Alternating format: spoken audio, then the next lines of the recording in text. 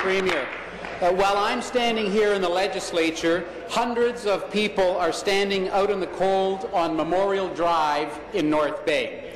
They are rallying today to protest the cuts of 350 frontline healthcare workers at the North Bay Regional Health Centre over the past 3 years, including 100 nurses who were fired. Wow. Healthcare professionals and patients in my riding are concerned that the quality of care we're getting in Nipissing is in jeopardy, and it's creating turmoil in my community. Recently, the Ontario Council of Hospital Unions stated that North Bay's hospital needs an additional $23 million in funding per year just to meet the Canadian average for a similar facility. My question is, will the Deputy Premier commit to restoring proper ongoing funding to the North Bay Hospital? Thank you. Deputy Premier. Mr. Phelps. Mr. Phelps, long-term care.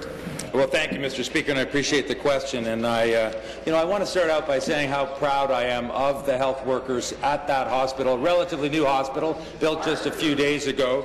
Because with our investments and Mr. Speaker, did I say a few days ago? A few years ago, built a few years ago. We're not that quick, Mr. Speaker. But I want to say that as a result of our funding increases, which for North Bay Hospital, it's almost unprecedented. In fact, a $100 million increase since 2003. Wow. That's an increase in funding to that hospital of 128%, Mr. Speaker.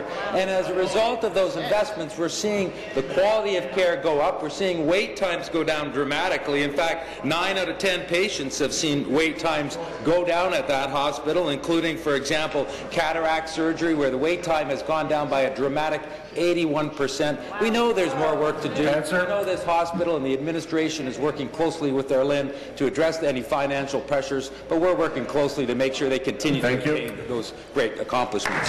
Supplementary. Back to the Deputy Premier. Yes, it is a new hospital. How do you explain closing 60 beds in this brand new hospital? And the hospital cuts come at the same time the government has locked out 200 workers at Ontario Northland for more than 2 weeks now. They're still hoping the Premier will act on their request to send the dispute to mediation or arbitration. As I have stated many times in this legislature, Speaker, North Bay is a community in disarray. The situation at our hospital could get even worse. Without immediate one-time funding, the hospital is seeking another 50 jobs will be lost in North Bay. That would be devastating, especially as the holidays approach, Speaker. What message from the government do you have this morning for the hundreds of people standing on Memorial Drive in North Bay looking for an answer? Thank you. Minister. Mr. Speaker, my message would be thank God that party isn't in government after claiming that they would fire 100,000 people, many of them health workers, Mr. Speaker. So what we're doing is we're working closely with the LHIN and with the hospital.